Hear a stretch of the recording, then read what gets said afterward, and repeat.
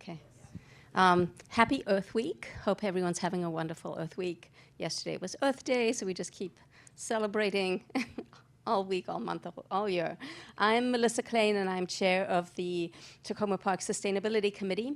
And we're very excited to launch, the committee is very excited to launch a sustainability speaker series.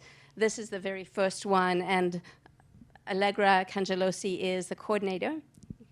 And we'll be covering all kinds of topics throughout the year, so make sure you look out for those topics. And tonight's topic is all about flooding, to better understand flooding, flood risk, climate resilience, and how we can prepare our communities for change. So we have wonderful speakers lined up. I'd like to thank Stan Edwards.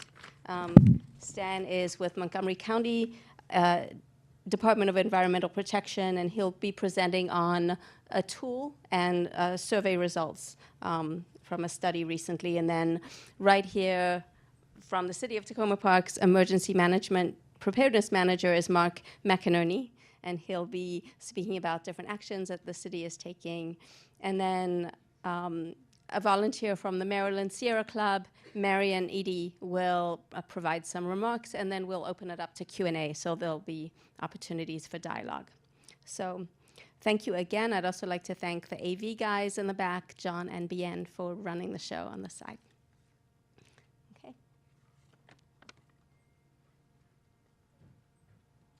Good evening, everybody. I am Stan Edwards with the Montgomery County Department of Environmental Protection. I'm the chief of the Division of Energy, Climate, and Compliance. And in that role, I do a lot of different things, have a great team. My colleague Helena Curso is here. She's our key flood person. We're a very small but mighty flood team thus far. We hope to get bigger, or we hope to not have floods. We'll see which one of those comes to pass. I'm going to talk, I'm going to start a clock here because I don't want to overstay my welcome, about 20 minutes on our comprehensive flood management planning process, give you a little background on what we're doing, and if we have time, I'm going to open up an online tool that's available for anybody who has web access that shows the results of flood modeling that we're doing. There's some in the audience I've talked to on a number of occasions, and I know we can talk for days and days about this, so there's a lot to cover, but I'll try to go through it quickly here. If I can even advance the slide. There we go. So you probably know Montgomery County has some very aggressive greenhouse gas reduction goals as part of our climate work. We just got our latest data for 2023. You can see we're not on track to meet our goals, although maybe I said this earlier at a presentation I did, if you squint and kind of do some creative line drawing, maybe we're on target. But things aren't going as we had hoped due to a lot of factors that I think we all understand, particularly at the federal level. We've lost a lot of our momentum around clean energy and energy efficiency, and we hope to reestablish that. But we're doing some good programs, but it's hard to make a big impact. But one thing we do know is that the effects of climate change are here now. And you've certainly experienced that in Sligo Creek watershed. 2 times this summer, for example, there were big storms that caused quite a bit of flooding of Sligo Creek and surrounding communities. This picture here, the graphic on the left is something called the radar multi-sensor image. It's a NOAA product that allows them to compile a bunch of different data sources to show you the intensity of storms. And the red areas are where it's raining really hard. This happens to be September 2021 when Hurricane Ida came up from the Gulf up the East Coast and created some significant issues in Montgomery County, including that picture on the lower right. That's Rock Creek Woods Apartments in Rockville, where over 32 minutes they got enough rain to flood the basement level of that apartment. A young man died. And that was really, I think, the straw that broke the camel's back for us as far as thinking we need to be more proactive about flood planning. We can't be reactive to storms. We have to understand better what our storm risk is, and then take actions to try to reduce that risk as best we can. So I just want to touch on a few background things. One thing that a lot of people are confused about is the type of flooding we get here. We're not on any coastal waters in Montgomery County, no tidal waters, no sea level rise. I hope. So we have two kinds of flooding. One's called fluvial or riverine flooding. That's when Sligo Creek, for example, overtops its banks. The other, and we know a lot about where that occurs because FEMA has been mapping FEMA floodplains for a long time. And we've been pretty good about controlling development in the FEMA floodplains, although not perfectly. The other type of flooding that we're seeing more and more of, and that's what our maps are really, our flood modeling is really going to show us, is pluvial or urban flooding, sometimes go by surface flooding. And that's when precipitation is so heavy that it overwhelms the infrastructure designed to manage that stormwater. And so stormwater can't go down a storm drain. In some cases it comes out of a storm drain, and then it goes where water goes, downhill. So, but we have, prior to doing this modeling, we have no really understanding of where that is. I mean, people have experience, certainly. Lots of people have experienced this type of flooding, but we don't have a good understanding. So this modeling that we're doing will give us good insight into that and will form the foundation for doing, we hope, a lot of things that help reduce that risk from that type of flooding. So the goals of our planning process are really threefold. One is to do this modeling. It's called hydrologic and hydraulic modeling to understand current and future flood risk and vulnerability from that flooding. We want to understand and modify a whole range of county programs that contribute to maybe exacerbate flooding, some cases hopefully address flooding. So things like building codes we're going to look at. We're going to look at the development review process. We're going to look at communications, budgeting, a whole range of things we're going to try to analyze and figure out how we can implement better programs to address flooding, which we expect to get worse because climate change is continuing to happen. And then finally, we want to address racial equity and social justice issues when we're doing this. We know certain communities are going to be more impacted than others due to a lot of historical reasons that I think we all understand. And sometimes when you do project analyses, for example, we look at the value of the property. And so that tends to favor properties that are worth more. And that's not a good, equitable way to look at solutions. So we want to make sure we're looking at other issues to ensure that we address these racial equity and social justice issues. This is a multi-agency exercise. So Helen and I are with the Department of Environmental Protection. We're the project managers of this, but it has involved our county Department of Emergency Management and Homeland Security. I'm going to jump down to Permitting Services in the Department of Transportation. Permitting Services is the entity that issues building permits and approves stormwater management plans. Transportation, in addition to maintaining roadways and bus services, they also maintain the storm drain infrastructure that's in the county right-of-way.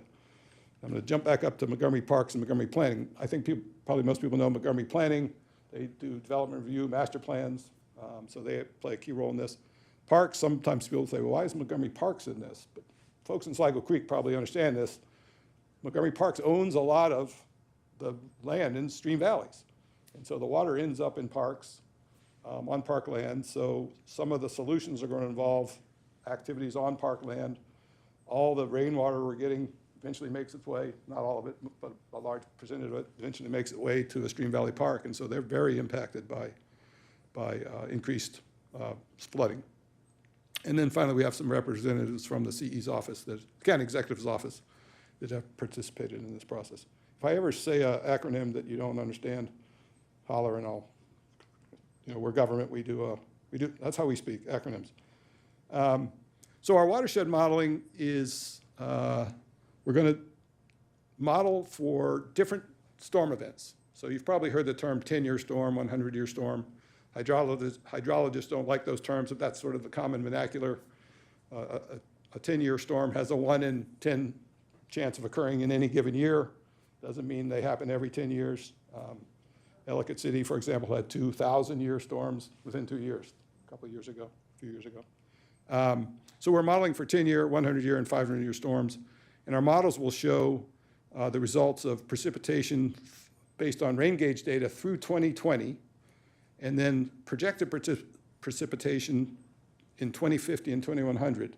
And I'll talk a little bit about that in a minute, what we did there to project out that rainfall. And we're doing these watersheds shown on the screen here. There's 11 watersheds. The ones in red are the ones that we've modeled. They're already on our Flood Risk Explorer, which is the tool I'll show you in a minute. and the other 8 will be done between now and 2029. So the modeling process involves modeling where flood risks, where flooding occurs in certain storms. And then as part of the process, we're also then going to look at mitigation projects that could be implemented to try to address the most severe flooding. And what we're discovering is that's going to be very expensive and also not address all our flooding issues. And so I'm going to talk a little bit about some other things we're going to do to try to reduce flood risk. It's going to be a cooperative effort between the government and residents because we all have to try to solve this problem together. So these are the watersheds, a little more details about them. Again, those top 3 on the table are the ones we've modeled so far up here on our tool. We're modeling in total about 101,000 acres, about 157 square miles. It's a little bit less than a third of the county's land area, but it's almost 2/3 of the county's population. So almost 670,000 people live in these 11 watersheds. One of the things we're interested in is areas that have a high social vulnerability index. And so one of the factors we considered was the amount of population that lives in these watersheds that are in a socially vulnerable area. You can see the percentages there. They range from 0 in Little Falls Branch, which is down near the district line, and up to 92, almost 92% in Middle Great Seneca Creek, Whetstone Run, which is up near Gaithersburg. So that was one of the factors we considered when we went through a process of evaluating which watersheds to start with in this modeling. So I mentioned rainfall. NOAA, the tool or the data that most people use now is called Atlas 14. It's information compiled by NOAA based on rain gauge data and calculating what the expected amount of rainfall would be during a certain storm event. So during a 1-year event, a 10-year event, a 100-year event. And that set of bars on the left is the current baseline in Atlas 14. NOAA was in the process of doing Atlas 15, the next iteration, when the new administration came in. I don't know the status of that. I think their funding was cut, and I don't know if they've picked it back up. But we went ahead and did the process that NOAA goes through to try to update the rainfall projections based on rain gauge data up to 2020. Atlas 14 only uses rain gauge data up to the year 2000, so it was already 25 years out of date. So we updated it to 2020. We started this back in 22, I guess, so we wanted to go to a fixed year there, 2020. So that second set of bars is based on rain gauge data up till 2020. And then for 2050 and 2100, which are the next 2 set of bars, we use climate modeling to project what rainfall would be in the future. And we have a very detailed technical paper that you can access on our website if you're interested in really getting down into the nitty-gritty details on that. It's pretty complicated analysis that our consultants did. But you can see if we focus on, we often talk about 100-year storms. That's the gold bar here. And you can see what the projected increase in a 24-hour period for a 100-year storm. Based on Atlas 14, you would expect 8.2 inches of rain in 24 hours in a 100-year storm. With our updated rain gauge data, it's 8.4 inches, and then with the climate projections, goes to 9.7 and 11.9 in 2100. So it's a sizable increase in all these different storm events and the amount of rain that falls. And as we'll talk about when I show you the map, this is what's causing the problem. The rainfall intensity is so great. We're getting such large amounts of rainfall. And it also is, I know we've all experienced these very quick cloudbursts that are dropping just a tremendous amount of water in a very short period of time. And our models take that into account. They essentially, they're using a nested approach for this storm event so that they model a 15-minute interval, a 30-minute interval, an hour interval. So it takes into account the short storms as well as the long duration storms to make sure that we're understanding flooding risk under all those scenarios. The other thing we did was we projected increases in impervious area. So impervious area are areas where water won't infiltrate. So it's concrete, it's rooftops, it's roadways.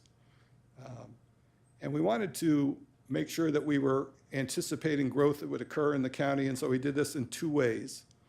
On the left, the blue bars there, you'll see it's a little bit of an awkward title, but potential impervious area based on current observations. So we looked at different zoning categories in Sligo Creek. So this happens to be for what's called the R60 zone. That's a lot that's a minimum of 6,000 square feet. So the residential lot, minimum of 6,000 square feet. And we went to the areas of R60 zoning that were the most developed, had the most impervious area on them. And we took the average of the top 5, and we assumed that under current zoning laws, you can get to that level of development. And so we applied that across the entire R60 zone, not immediately, but slowly building up till 2100. And we did the same thing for the other key zones in Flagler Creek. So that was one way to account for expected growth in impervious area. And then we also looked at focused growth areas around transit corridors, so around metro stations, MARC stations, Purple Line, some corridors, 29 corridor, the 270 corridor, because we know we're focusing development around those areas. We want to be transit-oriented development, so we expect increased growth there. If you look around our offices in Wheaton, if you look out our office building, you see very little green space. It's in the median strips, and even the places that are green, the soil's pretty compacted, so it's close to impervious. But we wanted to make sure we were taking that into account. One of the things we've discovered as we've gone through the modeling, so we had our consultant run the 2100-year model with this impervious growth, maximize the way we've done it here. We had them run the same model with our current impervious area. And what we found was that impervious growth made very little difference in the quantity and extent of flooding on a gross scale. I wouldn't say to somebody who maybe is downhill from a couple houses that got redeveloped and have more increased impervious surface that there's not more water on their property. But in the grand scheme of things, on a larger scale, it does not have that much difference. And the reason is, if you think about a sponge lying on the sink. If you drip water in there, eventually that sponge is going to get totally saturated. And every drop you put in that sponge, a drop's going to come out.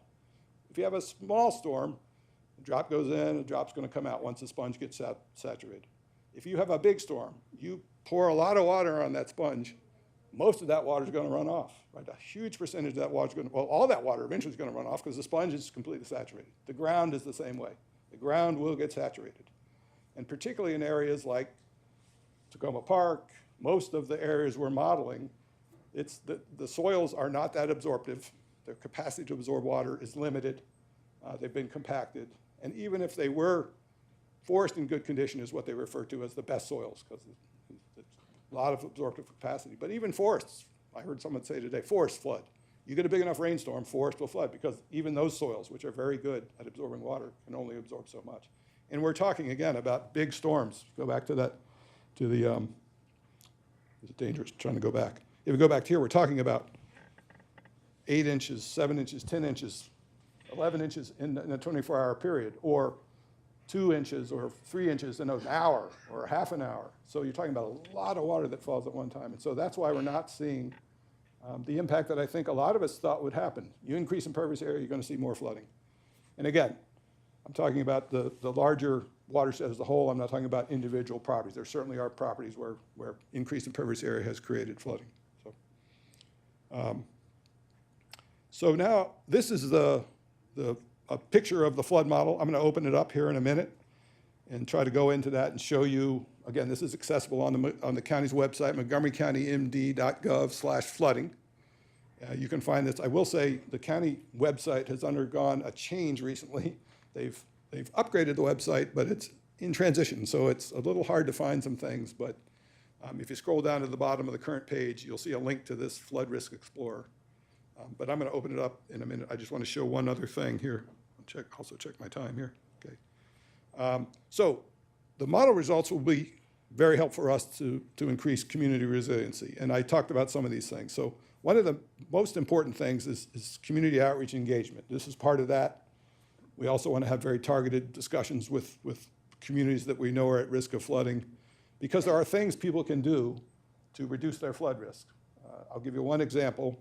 If you have a basement and you know you might be prone to flooding, and you've got the family heirlooms in a box in the basement, move that box upstairs so it's not going to flood. That's a very simple measure someone can take to avoid a damage that might really be catastrophic to them. Another example, we get sent pictures of vehicles in water up to their wheel wells. And when you step back and look at where that car's parked, you realize if they would have driven it 500 feet up the street, they would have been out of this low spot. And so we always talk about being flood aware, be weather aware. If you can do those things, those are simple steps you can take. There are more difficult things and more expensive things, but those are simple things. And so we'll talk a lot about that when we engage with people. We'd like to be able to provide technical and financial assistance to residents and businesses to increase their resiliency. A lot of people have probably done energy efficiency improvements. You get an expert come in, tell you how efficient your house is, and then they say, well, you need more insulation, you need a heat pump. We'd like to be able to do the same thing from a flooding standpoint, because not everybody's going to understand why is my property prone to flooding, but might be some simple things you can do with the help of an expert to try to figure that out. And then, of course, providing some financial assistance particularly to those who don't have the resources is something we hope to be able to offer. I mentioned we're going to look to make recommendations, or we are going to make recommendations to hopefully update the development review process and building codes to try to make properties more resilient in the future. If you have a house that's in an area that's prone to flooding and someone comes in and says, I'm going to tear down that house and rebuild it, or I'm going to add an addition, we really don't want to build it in the same way we built it before that causes it to be subjected to flooding, right? If you have a place where water enters, a window well, for example, we don't want to have a window well on the future house if we know that's an area prone to flooding. So those are things we'll look at as part of the building code goes. And then we will do capital improvement projects to increase the size of drainage pipes. If there's an opportunity, we'll have storage, large storage facilities in Arlington, Virginia, for example, under a school parking lot and playing field. They have a 4 million gallon vault, basically, that just stores rainwater during a storm, and when the storm abates, they release it slowly. And so that's one of the measures they have. We were just at an engagement earlier today, Helen and I, with my counterpart in Arlington County, and he said, that's helped, but it hasn't stopped all flooding. You get a really big storm, it fills up too. It can only hold so much water. So I want to go back now, and I'll yield the floor here to others, but I wanted to go back here and let's see if I can get this to work. I may need help. Try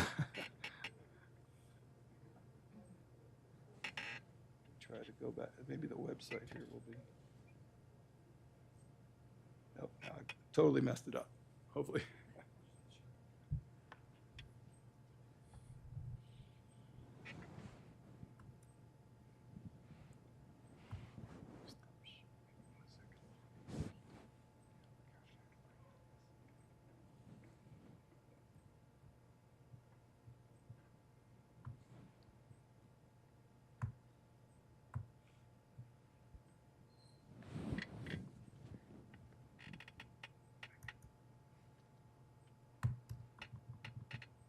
Tell you what, let's let Mark do what he was going to say, and maybe we can get this up and get into this tool a little later, because I think this will be of great interest to folks.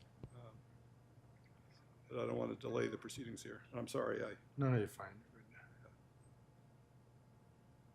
Let's find the PowerPoint.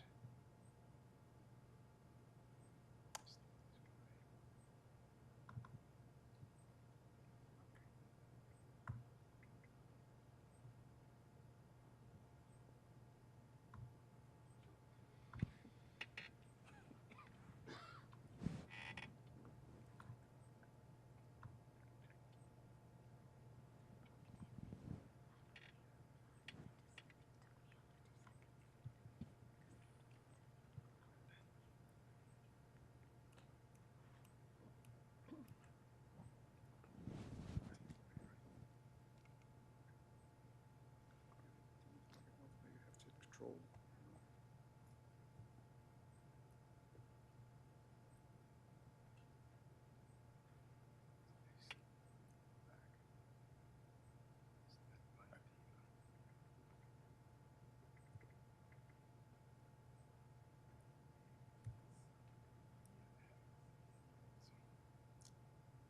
Worked earlier.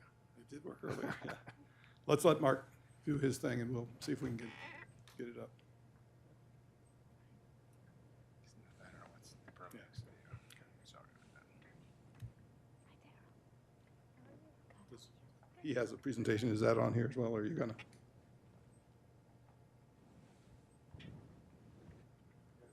You get it from there. Okay. Thanks, Dan. Yeah. Is this your phone? Good evening, everyone. My name is Mark McInerney. I'm the Emergency Preparedness Manager for the city. First off, thank you, Melissa and Sustainability Committee. Great turnout. And as always, great to work with City TV. You guys are awesome. So my role for tonight, I wanted to talk about just a couple initiatives that the city is undertaking that relates directly to sustainability, which is great in my role as the emergency preparedness manager. You know, a lot of my work doesn't necessarily correlate to climate change and sustainability all the time because I have to put on a hat for Homeland Security and other aspects like that. And, you know, there's a reason why I'm nested in the police department because there's, you know, a lot of relationship there as well. So anytime I can talk about what else we're doing, I welcome that. So here. So the first concept and project I wanted to talk about are resilience hubs. Just a show of hands, who's familiar with that term, hubs at all? Okay, great. So as you read the screen here, you know, I have a couple definitions. You may also be familiar with the concepts of a third space or a community living room.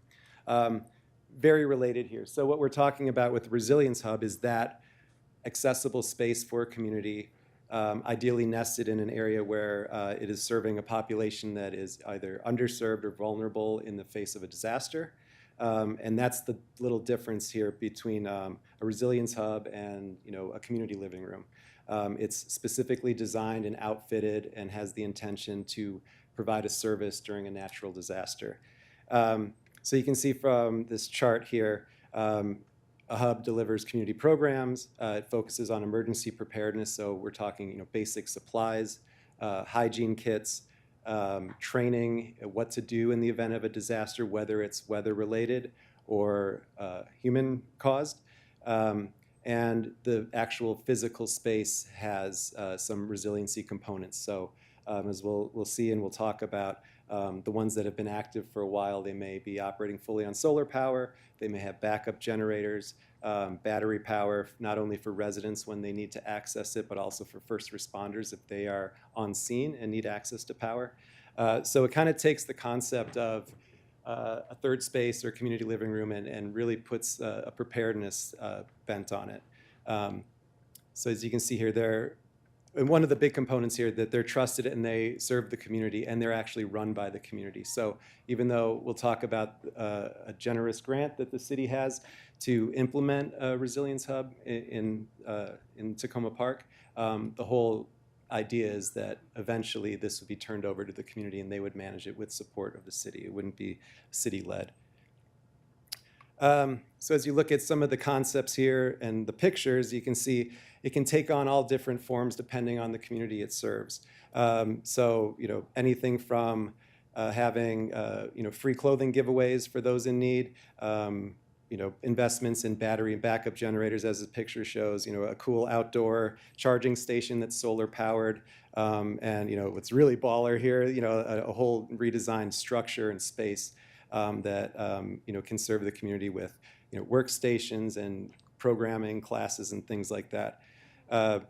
So, you know, really defined by what the needs of the community are. And, you know, based on budget and, you know, timeline and things like that, what can be accomplished and what can be built to. Just a simple diagram here. What is contained in a resilience hub? You know, I wouldn't necessarily say sky's the limit, but there's a lot of option and leeway here depending on, again, the community that would be served by it. So anything from the exterior where, you know, we have rain gardens, community gardens, ample shaded areas, EV charging stations, but also inside, you know, stockpiling food, supplies, electronics, you know, things that, you know, you need if the power goes out. Ideally, it would be off the grid and solar powered.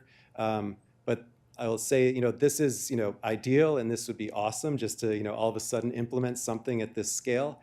Most hubs start out very simplistic, and the whole idea is that over time they, be modified and increased in their capacity and what they can do. Here's just a list of some examples of what would be relevant, based on just our initial research in Takoma Park, how it could serve a community that would be most affected by or most vulnerable to a natural disaster. So, you can just go down the list here. A lot of this involves instruction and training, teaching the community what they can do in the event of, X disaster. All the things that are available to residents that the city provides, or other resources from nonprofits, the private sector, and the county. And also, extending beyond that, like you see here, teaching, pedestrian and bike safety. It's a huge issue. You can have also, things to bolster the community, whether it's job searching, coordinating with a local food pantry to have an event, starting or hosting block clubs or neighborhood watches, and everything else in between. So we have a really fantastic rec department and our housing and community development. They do programming. They have tons of resources. This would be another area where they could go out in the community and provide, that kind of service. So as I mentioned at the outset, the huge piece of this is that to engage the community and actually instill ownership of a resilience hub to the community. So addressing the big issues, but not losing sight of the consistent, often daily pressures faced by communities. And we're talking about those most vulnerable to disasters. Identifying the strengths and assets that can be built upon, not recreating things or being wasteful with the limited resource we have to build that. And of course, giving the community agency over the whole project with support from not only the city, but other providers or professionals that have done this in the past. And we can take those lessons learned and implement it. This is a long-winded chart, but it's basically a guiding concept of how a city or any body can empower a community to take agency over a resilience hub or any project that they're doing. So basically from left to right, you can see it's a scale. The first stage, ignore, would basically be what you wouldn't want from your city, where it's like, here, we have this, and we're implementing this, we're putting it there. No community feedback, definitely not something that's going to be successful in the long run. And you can see as you go down the scale, there's different stages there. And so as we'll talk about the grant that we received to start developing the concept of Resilience Hub in the city. We want to, kick things off right around, the stages 2 and 3, where we don't want to take any steps without, consulting with the community, getting their feedback.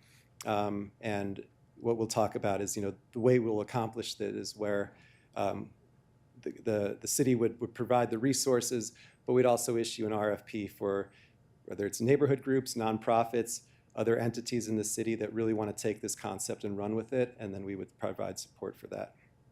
And by the way, I have links to all these documents and my spreadsheet, my slides as well, so I can pass out my card at the end and you can have these links and access this for yourself. So thankfully in the city, we have a lot of potential stakeholders, and I listed, kind of top of my head, as many as I could think of. There are, of course, more. I'm sure you see some that are very familiar or some that you're clearly involved in. But this is, again, the concept of talking to the community of what not only resources they could provide for this concept of a resilience hub, but also establishing what their actual role would be. So you can see everything from nonprofits to city committees, city departments, faith-based organizations, and everyone else in the community, would be brought to the table here and to share. And we've had some really great discussions with some of our partners in the community about if this concept is even relevant. Thankfully, it seems like it is. But also, kind of to keep us in check of we're not straying from the mission or the purpose of, empowering this hub in, a vulnerable community. So to discuss briefly the grant that we received, PEPCO offered a one-year grant, a total of $16,000, not a huge sum, but definitely enough to get started. It was a competitive bid. Thankfully, we won this by promulgating this notion of a resilience hub in the city. And by comparison, bigger cities like Baltimore, for example, has been doing this for decades now. I think last I counted, there were probably 14 resilience hubs in the city there. And it's really inspiring because a lot of them started as a room or a wing in a community center or a faith-based organization.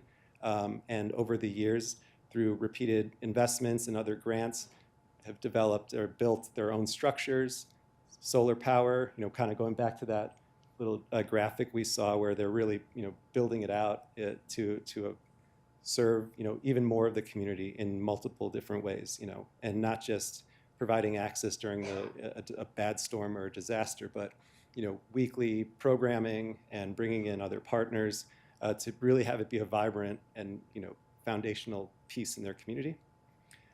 So this is hopefully our start to that. Like I said, it's a one-year, $16,000 grant. So far, we've purchased a fair amount of supplies and equipment. So, you see here hygiene kits. One thing that we're doing is that we have basically in my small office, in my storage space, boxes of razors and tissues and toothpaste and all these things. And we're going to host events. First one will be on May 21st, where we're going to actually invite people from the community, our other committees, city council, anyone who would want to participate. And we're going to have, imagine an assembly line hygiene making kits. We have the bags, we have all the supplies, and we're just going to churn them out and make as many as we can. We'll do that, over multiple events, with the idea being that once a site is selected and the whole concept of a resilience hub starts to be realized in the city, that we already have some things we can stockpile in there, in addition to portable chargers or charging stations. Whether it's I don't know how far we can go with this amount to go into solar and things like that, but something anything we can do to where let's say there is a blackout or power outage, flooding, things like that. This would be a destination where people can go and get, their hygiene kit with a fresh pair of socks and stuff. And it's, it's the little things that'll help them get through a disaster, especially while they wait for, more help. So that's kind of where we're starting right now.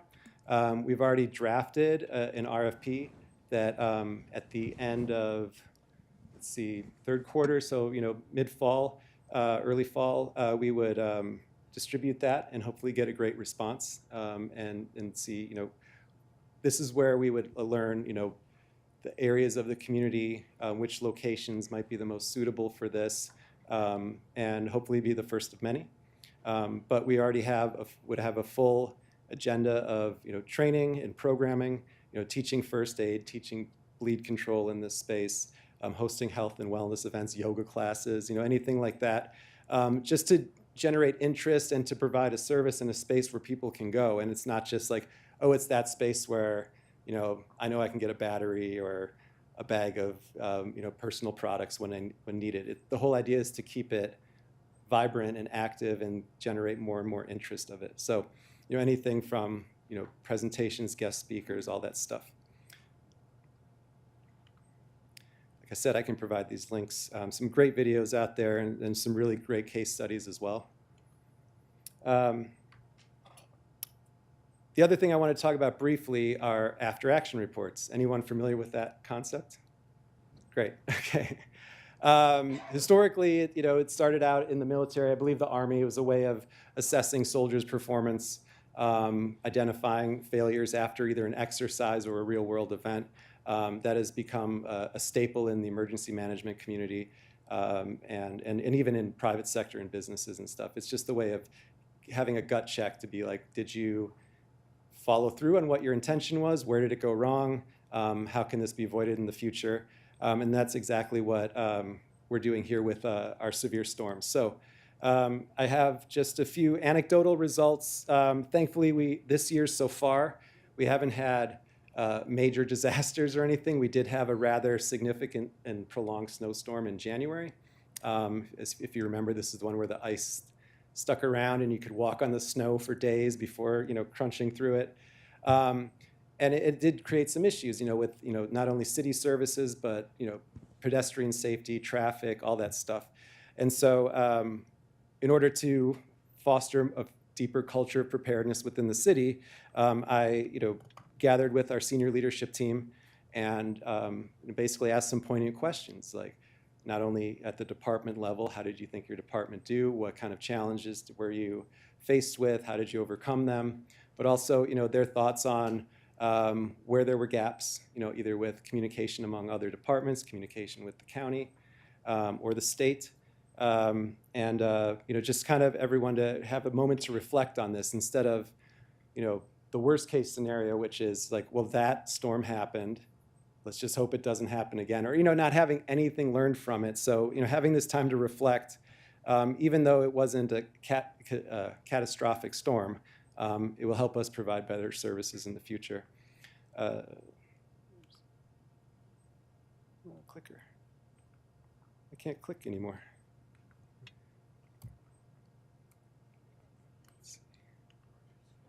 I'm stuck. I don't want to keep just spamming this thing because I know.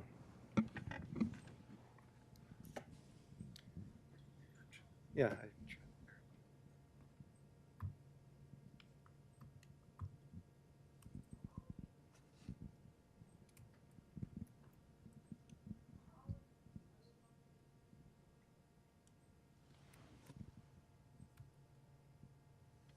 Worst case scenario, I can just read. I mean, there's only like 1 or 2 slides left. So.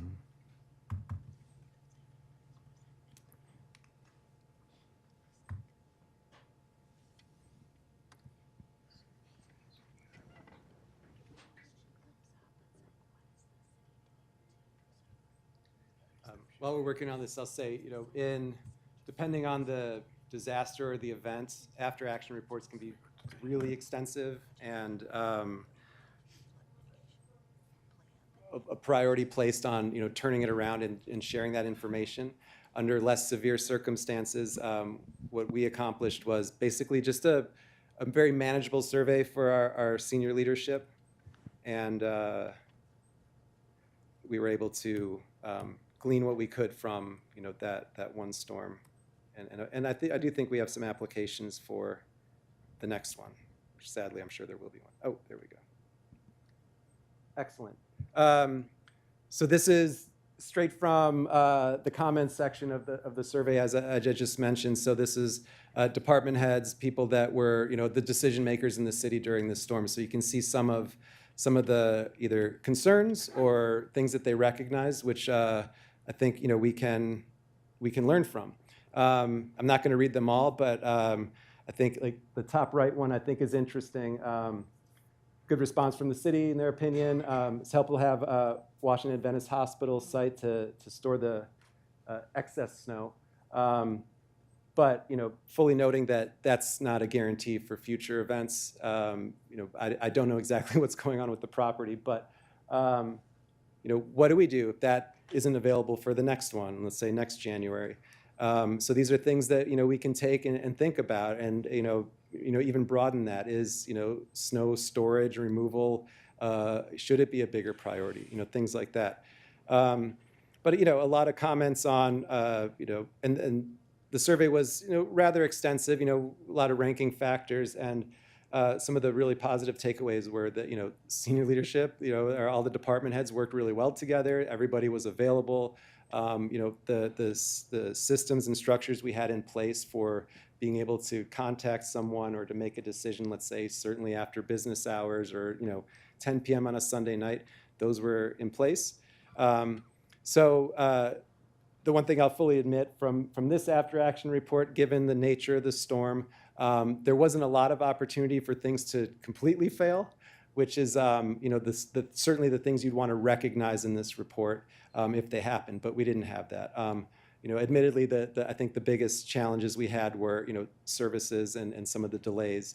But, the positive of that, it was communicated in advance. I don't think anybody was really caught by surprise. It was just, it was a bummer. It was really inconvenient, right? But as far as safety and response, there really wasn't much really wasn't much else the city could have done from that. But anyways, I can share more information on that. But that is it for my presentation. So hopefully that's helpful to you. I always say, preparedness, it's something that we can do for all hazards, whether it's, weather. We certainly live very close to the nation's capital, and, there's been scares in the past regarding, any sorts of threats and things like that. Anything we can do, and the Resilience Hub is one good example. It applies in all sorts of scenarios, not just floods or cold temperatures and things like that. We can really incrementally increase our preparedness in the city, and hopefully these are two ways we can do that. So thank you.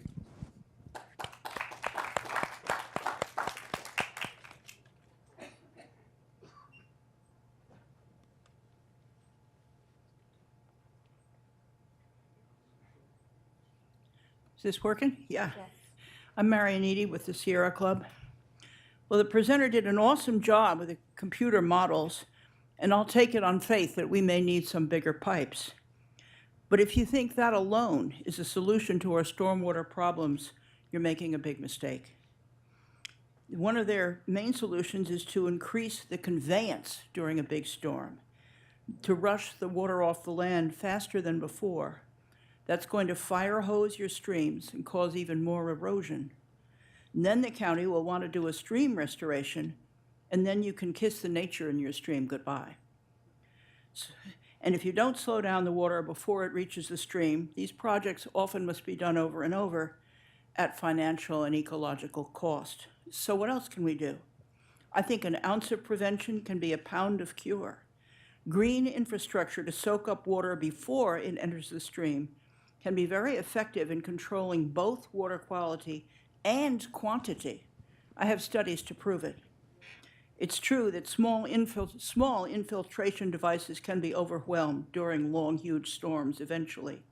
They can do a world of good in the meantime and in the more frequent, smaller storms, and they can do a much better job if they are bigger. Bigger sponges absorb more.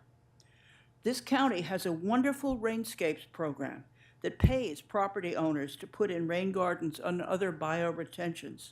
I have information about that and other things to share too. But this program is small, it's not promoted or funded nearly enough. Prevention is win-win. Cure is win-lose. So why is the county spending 10 times more on cure? Well, for one, the risk of flooding is very real, and cure is the immediate response.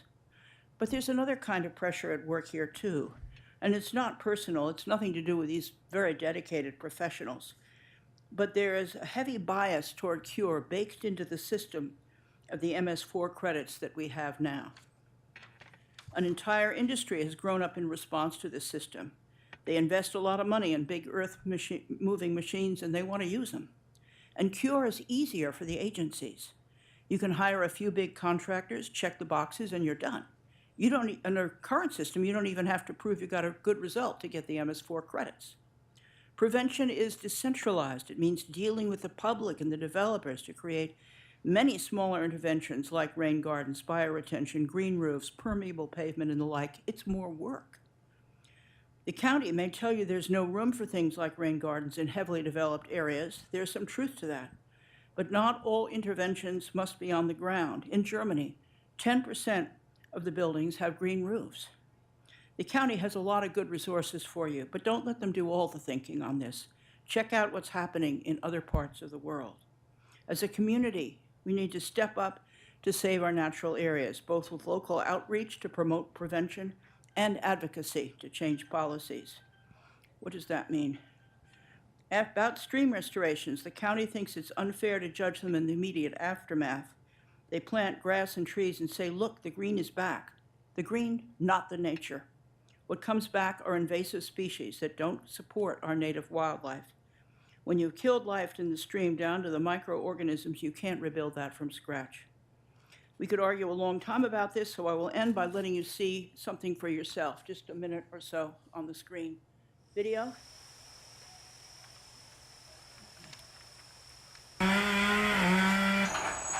This is a stream restoration.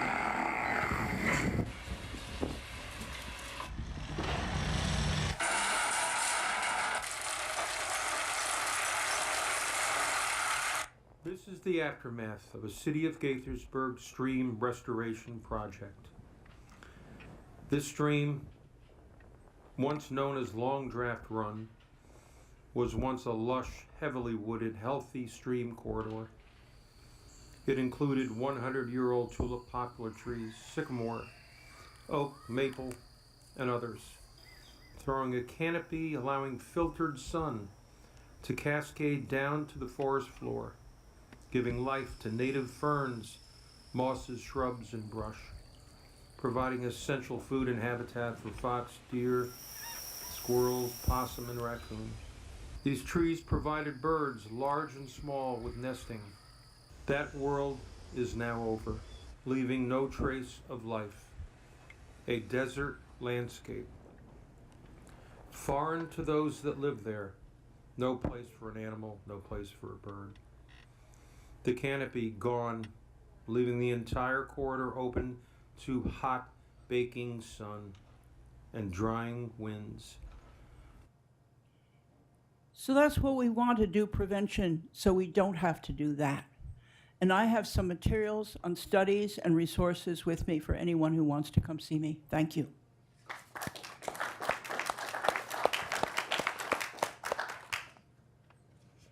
Okay, I think that's it. All right, thank you so much, everyone. Thank you, Mary and Mark and Stan. We'll now open it up to questions. So if you have any questions. Oh, that's right. Yes, I'm sorry, I forgot about that. You can try that, and then we'll open it up to questions. Take some questions while we're. Right. Does anyone have any? Yes, Marty. So, thank you for the presentations. They were all very interesting and good. You had mentioned, I'm sorry, I forgot your name. Stan, you had mentioned that the park owns part of the land near Sligo Creek, right? Yes. Yeah. Can that land be used to mitigate the floods in some way? Like, as you know, across the, I don't know what side, the north side of the creek, they put, rain gardens and such. Can something like that be done on the parkland along Sligo Creek? I'm sure it's feasible. I don't know the specific site you're talking about, but that's why Parks is so engaged in this process, because we do want to identify areas where there might be potential. The flood was last summer. Yeah, the flood was a long stretch of Sligo Creek. So, yes, I'm sure we'll be looking at all those solutions. I think there's obviously some disagreement among folks about what the right solutions are. And I think it's a mix of things. I am certainly in favor of green infrastructure. I think it provides great value from a habitat standpoint. In smaller storms, it helps filter pollutants. I think the reality of really big storms is much of that infrastructure just gets overwhelmed. And that's, I wish that wasn't the case, but that's what we're seeing. And so we'll try to, I think it's I heard someone today talk about both and we'll try to do as much as we can on everything. One of the challenges we face, and this is another unfortunate reality, is funding. It costs money to do both these things, and we're going to have to figure out how to balance those requirements and desires, yeah. Yes? I didn't follow what the social Well, vulnerability index is? Can Yeah. you explain that? Sure. That's a metric that was developed by the Center for Disease Control, CDC, to look at communities and evaluate them based on a variety of different factors. So English as a native language, education, disability, I forgot what all the factors are. There's 10 or 12. And it was commonly used prior to this administration to try to understand the vulnerability, the social vulnerability of the community in which you were working. So when you were applying for grants, for example, from the federal government, they would often ask, what's the social vulnerability index of this community you're working in? Because they were trying to target dollars toward communities that were more in need. So if you Google, I think it may still be there. Well, I don't know if it will be or not. No. Yeah, we can probably. It's not on a government site, but there are archives of the old sites. Yeah. Stan, isn't Maple Avenue one of those highly vulnerable, social vulnerable areas? Just about where we are with the multifamily housing right here? It might be, yeah. I'd have to go look at the map. So there's all sorts of different vulnerability indices that were done. The state did some, the county did some, the federal government had some. Some are by census tract, some are by zip code.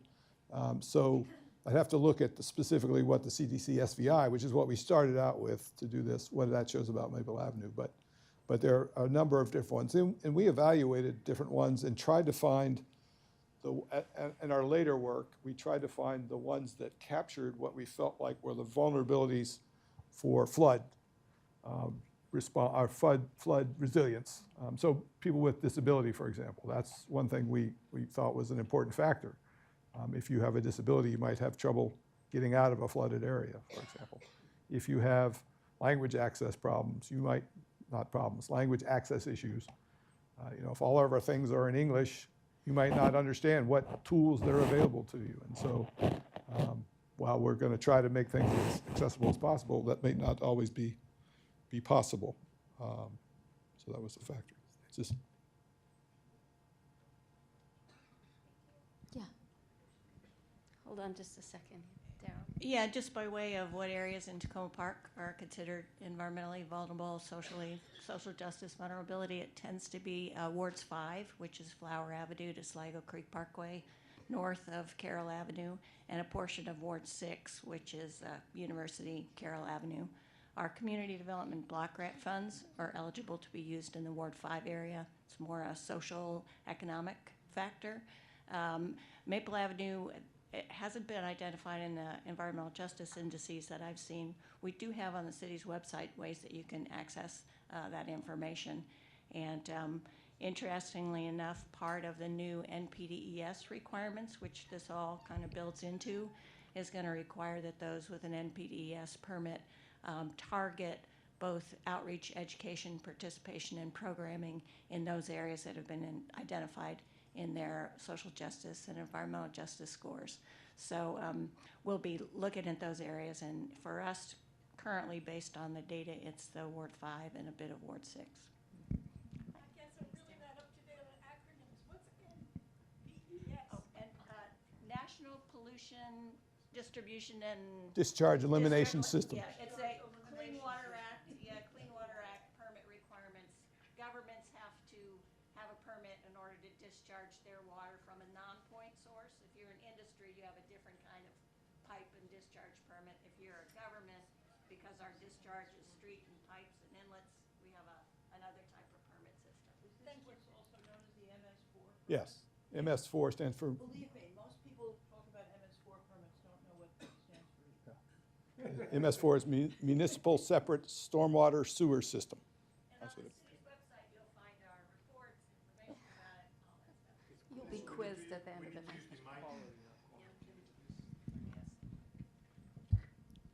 I have just a quick question, and I think it might help the yes and. Yes.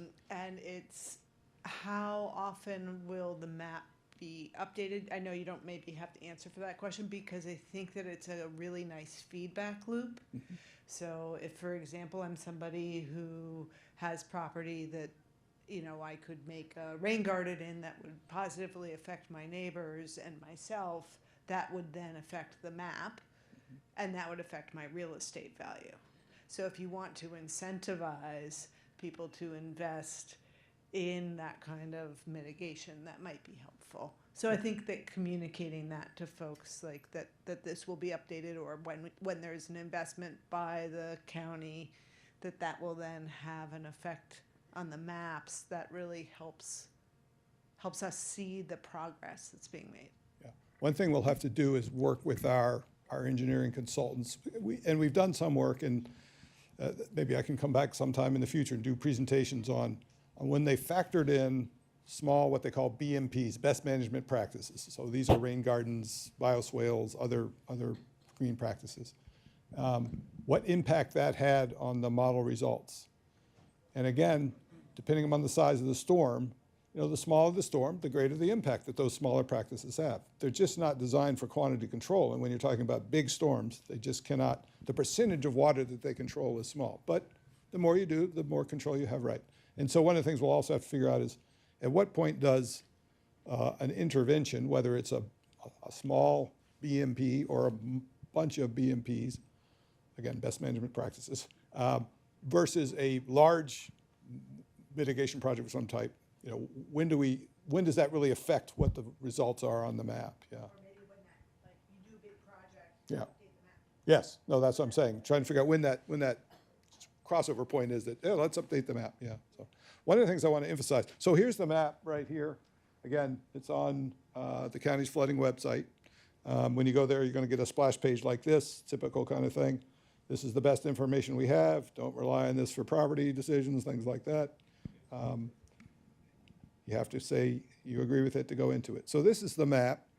You can see over here on the right side, we have these, I talked about different storm events. So here's 10-year, this is the year of the model, the model period, 2020. So we have a 10-year, a 100-year, and a 500-year for 2020. Same thing for 2050 and 2100. It defaults, it opens up to a 2020 100-year storm. If you scroll down the map or the page here a little bit further, it's always difficult on these smaller laptops. We have different layers, so you can, if I open this, can try to scroll down here. You can turn off, on and off watershed boundaries if you want to know what the boundaries are of the particular watershed. If you zoom into an area, and I'm just going to zoom into a random area here, once you get close enough, you can turn on property boundaries. That might help if you're trying to isolate a certain property. You can also turn on contour lines. If you're familiar with contour lines, it shows the elevation of the ground. And if you're really sophisticated and able to understand how contour lines work, you might be able to understand that, whoa, my house is downhill from this area where water might collect, and so, or I'm uphill from that. So those might be useful to some folks. I'm going to turn both those things off now. This model has a lot of data it's trying to process, and so the more stuff you have on, the slower it loads. And so I'll turn that off. So those are available to you. Different base maps you can turn on here. I'll try to scroll down here. So we have the topographic map that we're on now. We have an enhanced dark contrast. Some people find this view easier to see. Or you can go to an aerial photograph. If I can, there it is. So if you really want to zoom in, and maybe the aerial photograph helps you, figure out, oh, yeah, there's my shed or something like that. You can really identify a property. One thing I would caution, well, first of all, let me explain a little bit more.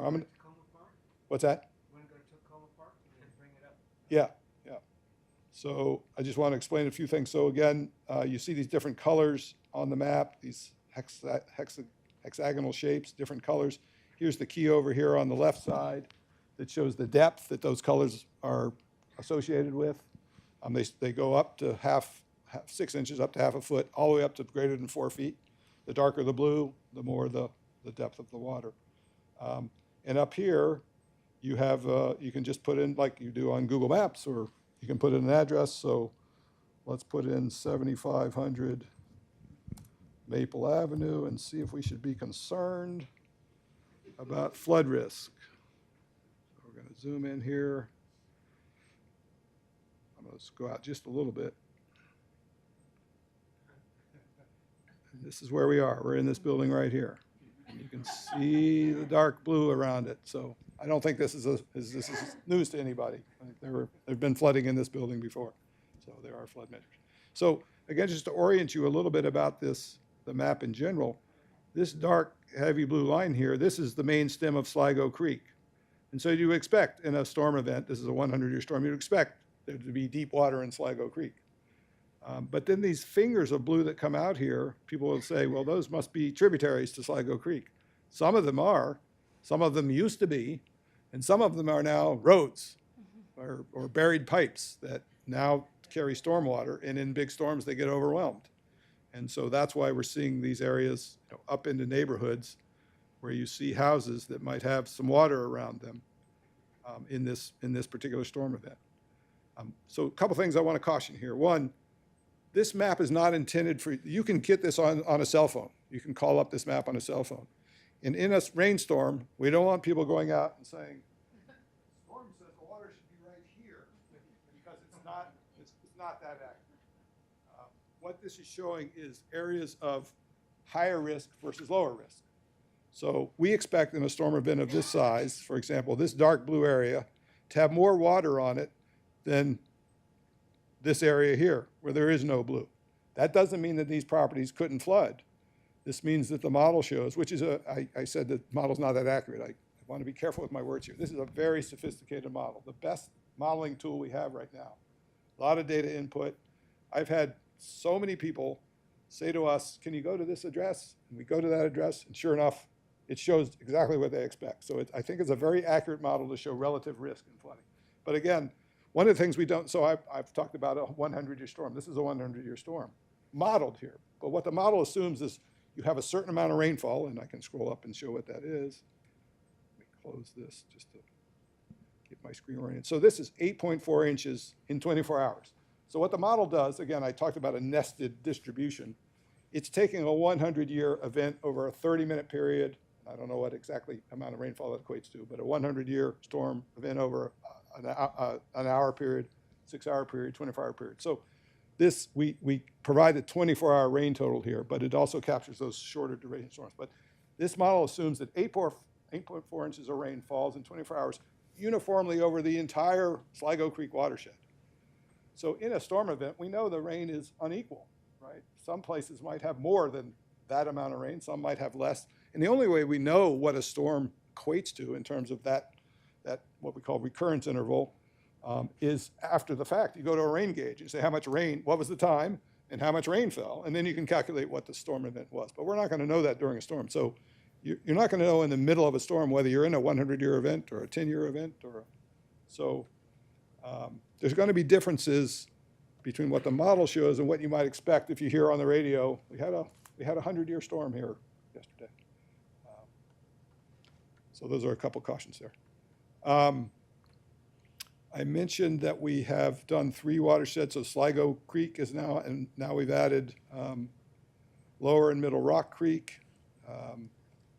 We're seeing we see issues in Sligo Creek for sure. We see some pretty significant issues in Lower Rock Creek as well. What we are doing with every one of these watersheds as part of the process is we divide it up into catchment areas. That's a sort of a sub-watershed area. And we identify the ones where we think the problems are the greatest, and we look at mitigation solutions. And the mitigation solution that we're finding that would solve the flooding problem is generally larger drain pipes. And we're not solving flooding, we're reducing flooding in areas, and we're particularly focused around multifamily properties, in social vulnerable areas, around critical facilities, and trying to address deep flooding. And yes, bigger pipes might allow more water to go to the stream, but eventually all that water is going to get to the stream. So is there a way you can slow it down so it's not all going at once? That's something we certainly want to look at. We want to look at the effect on the stream of all that water going. I will say that in a big storm event, this is another thing we've looked at, is what is the velocity of the water that's hitting the stream in a big storm event versus with a solution, a mitigation solution that involves a bigger pipe versus the solution not being there. and having the existing pipes there and just the existing way the water would flow over the land. And the amount of water flowing in the stream is not that different. There might be a little bit of a time difference, but it's the amount of rain that's falling and making its way to a stream that is causing the erosive problems that we're having in the streams. We certainly want to look. We don't want to exacerbate problems we're having with a natural habitat, but I think it's more likely to be caused by the amount of rain that's falling rather than the mitigation solution. And I know that some people might disagree with that, but that's, yeah. I just wonder if, we looked at the microphone. Is the microphone? It's probably not. I have a response also. Okay, if we looked at truly upland areas for ambitious increases in porosity, so it's not just work around the stream that's already over full or the stormwater drainage that's already full, but we work upstream of that. It's hard for me to believe that that wouldn't reduce the impact. I would say that the volume of water that eventually reaches the stream might be similar, but what gouges out the stream is velocity, not just amount. And it defies common sense to think that it's going to go down as fast when it's going through green roofs or forests or whatever than a parking lot pavement. And we can make those pavements permeable. So I think velocity is a factor here, which is equally important as volume, and over which we may have more control.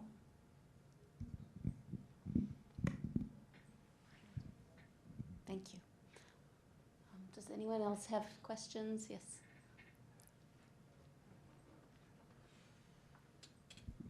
Thank you. The United States has about 1.5 million engineers of all types right now. That's as many as China and India graduate each year. And of course, they have different population size, but I can see when you're talking about is you're going to need a lot more engineers and workforce development to make anything happen, whether or not you get a budget to pay for it.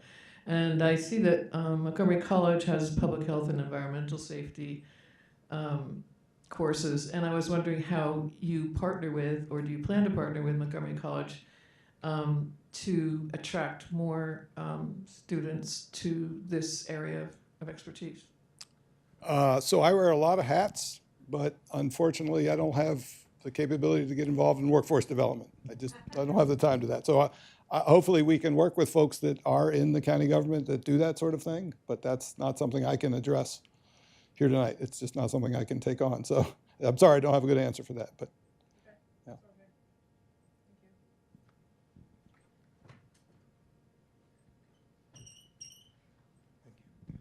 I was wondering, do you coordinate any activities with Prince George's County, which is downstream on Sligo Creek? So we have had some discussions with jurisdictions where water flows in, so DC or Rockville. I don't think we've had any conversations with Sligo, with Prince George's about the results of this. Certainly that would probably be a good thing to do. The water's going to reach them for sure. And I don't know that what we do here, I'll say this, and I know people will object to this or have counter to this, but I'm not sure what we do here is going to have a significant impact on what the amount of water that ends up flowing down to Prince George's County in big storms. Hi, a quick question. Are you coordinating with the Department of Permitting Services to see how much new development and new impervious surfaces are going in different parts of the county in order to update the data for the map? Yeah, so it's the planning department we've been coordinating with on projections about growth.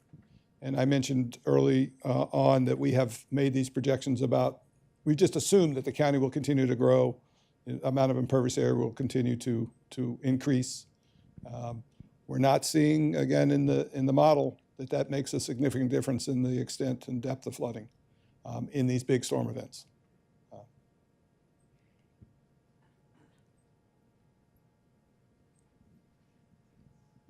Back to Daryl.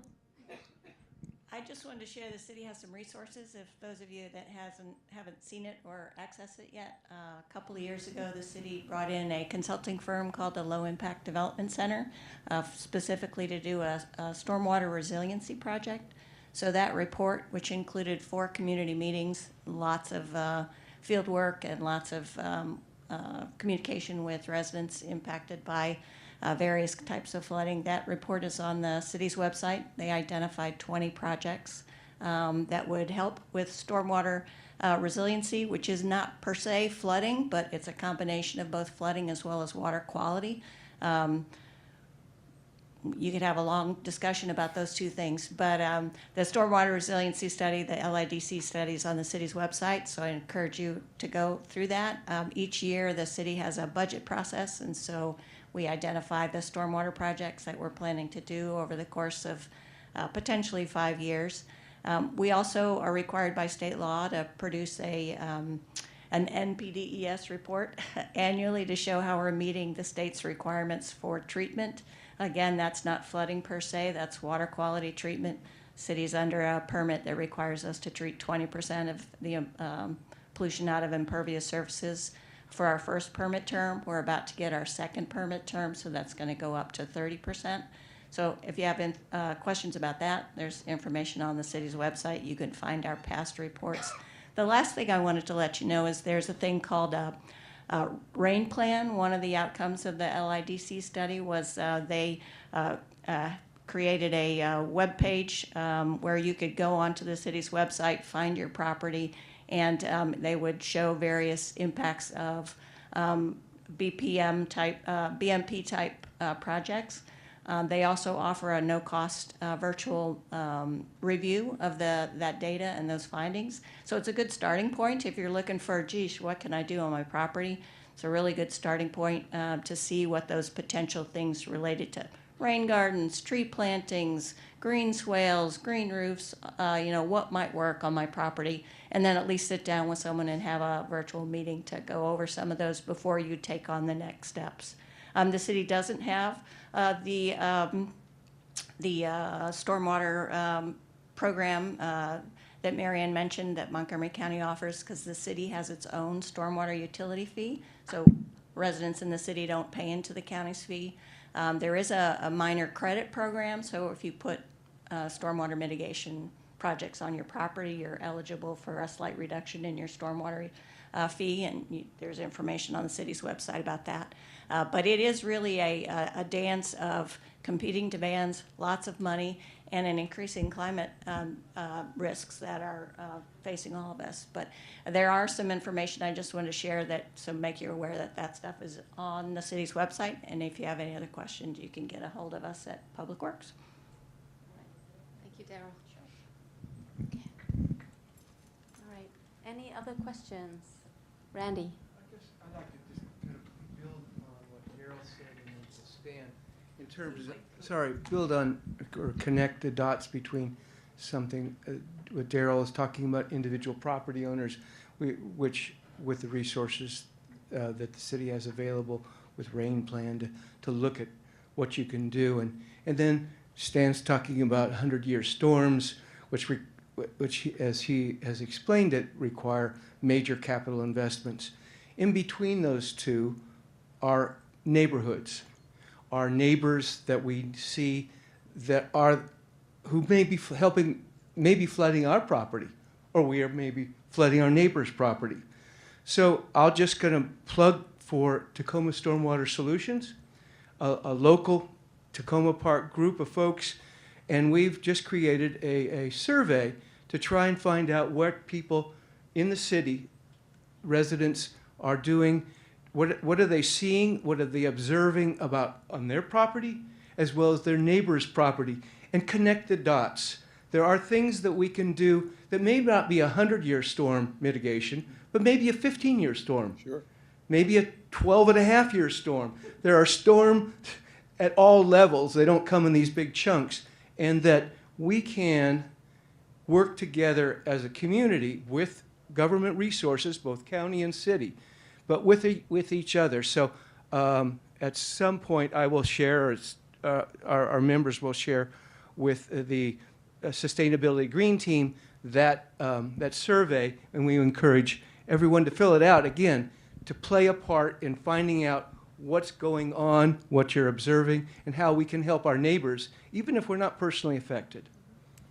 I think, I just would like to say that's an excellent effort that you're undertaking there, because the majority of the storms we get are the smaller storms, but people still experience some flooding, and there may be things you can do to prevent flooding in those small storms.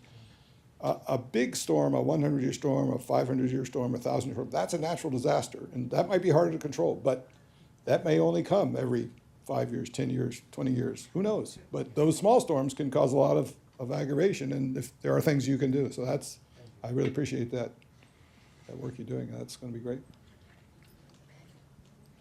Yes, Steve. Yeah, the question I have is, your contour data is fabulous. However, I would say only about 1 in 100 people in Tacoma Park will be able to see that contour data and make any sense of it. Yeah. Is there a way of doing what Google does and have an elevation view where you get a clearer sense of what's high ground, what's low ground? Kind of a street view? Because one of the things that drove our TSS survey is just the recognition from individual reports of how much people unfortunately suffer from the people who are their adjacent property owners. Mm-hmm. That was probably the most common theme, is that the water is coming from my neighbor. And I think a lot of these people just kind of accept it as this is the way it's going to be, and they don't understand the ramification if we get a 100-year storm until the 100-year storm comes. Yeah. And I think that information would be really helpful. Yeah. I know it's going to cost the county money, but Yeah, is it possible to make it a little more user-friendly? Yeah, we can look at that. I'm wondering if a short-term way to address that is maybe somehow link Google Maps, for example. I think you're probably talking about Street View, where you can see, actually, with this, so we can, at 7500 Maple Avenue, see what's happening here, and then we can somehow have a quick way to connect to Google Maps. Or we do have aerial photography. I'd have to look at whether we get the ground level view or not. Or flow. Yeah, it's usually in grayscale. It's not in color, and I can't remember. It has a name. It's like the topographical view or something like that. But I mean, I can read the contour lines. I've gotten used to it. But, Yeah. And it's just so useful. It's fascinating to go through your neighborhood. Yeah. And see these situations, and then correlate to the problems that people have had. I mean, the data in this tool is incredible. We had an absolutely disastrous 100-year storm back in 2020, and in an area that these people got totally flooded out. I don't know why there isn't a pathology study of what happened that day. It was never done. But we have a video of a person looking out their backyard saying, "I've been here 30 years. I have never seen rain like this." Right. Something happened. And they're vulnerable. And when I look at your map, you can see the blue going right to where their property is. Mm-hmm.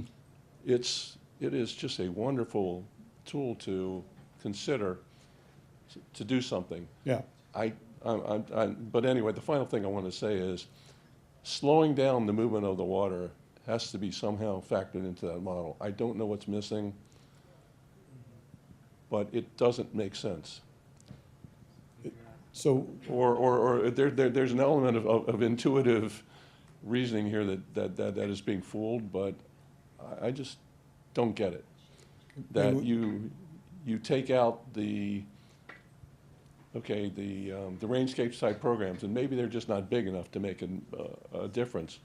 I would like to see some kind of what if I put, or how much do I have to put in this area to make a difference? Yeah. So in other words, so we can start setting goals. Sure. We do have some graphs and charts that show that. I don't have them in this presentation, but we want to make sure, part of the issue we have in this topic, it's very complex.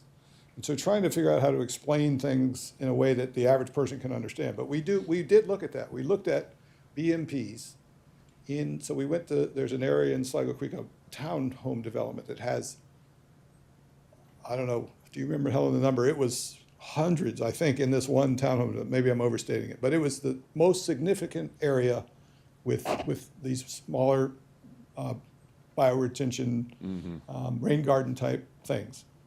And we looked at the impact, so I think that had an impact on a smaller storm. Don't quote me on this, but it reduced runoff by 12% in a smaller storm. And in a bigger storm, it was 2% or 1.5%. In an area where they very intensely put these things in, this was a new development or redevelopment, and they were very deliberate about putting in as many as they possibly could. And we have a graph that shows that, but we need to work on explaining it to people and having all the background information so people can absorb that, no pun intended, and really figure out what it means. We have the same thing with kind of the sponge explanation I was talking about, only using so we have a simulated property, a 6,000 square foot lot, quarter-acre lot. We're using different things and showing a small house and a big house, small rain, big rain, how much is absorbed, how much runs off. And we want to get that to the point where it's, again, understandable by the average person. We have all the details. We can provide all the backup to folks like you who are more sophisticated and understand this stuff, been working on it for years. But because it is, I know Marion said, it's counterintuitive that things, that certain things would be this way. I understand that reaction, but we really need to let the science and the engineering drive what we're seeing. And quantities of water falling and quantities of water being absorbed, that's not, there's factual data that can demonstrate how much water runs off the property. Yeah, no, it's when soil's saturated, it's like permeable. Saturated, yeah. It's like impervious surface. Yeah. But just how can we prevent that from happening, or how can we push back? How can we make that, how can we improve the capacity? Sure. Understand. It doesn't necessarily mean bigger pipes. All right, thank you. I got a very interesting article about a farmer in, where was that, South Dakota? Who, Bismarck, North Dakota, okay. Who did very extensive work on his soils and had amazing results. The amount of water that he could absorb on his farm soils. 13 inches in 6 hours. 13 inches in 6 hours. Yeah, he's trying to convince other farmers that you don't need to do all these things that we have done for years and years and years. If you practice the kind of measures he did, you can really retain a lot. They don't get a lot of water in North Dakota, but if you can make your soils retain that water, it goes much further. And so that was a fascinating article. Unfortunately, we don't have big farms in Sligo where we can do that. If I could ask a question, I know when Coiner Farm asked Mark Elridge to find sites where they could do new urban farms, they identified one that eventually they started communicating with the community, and then they found out there's an oversight board, and maybe you're on it, that said, no, that's a buffer zone. You can't develop it. So I'm wondering if the kind of work that Gabe Brown did to increase the permeability of his soil could be done in those areas to provide some catchment and reduce the. Yeah, I'm sure those opportunities exist. And All right. having the capacity to increase the capacity of the soils is part of the challenge we have. So. Yeah. All right. Well, thank you, everyone. I know we're at time, a little over.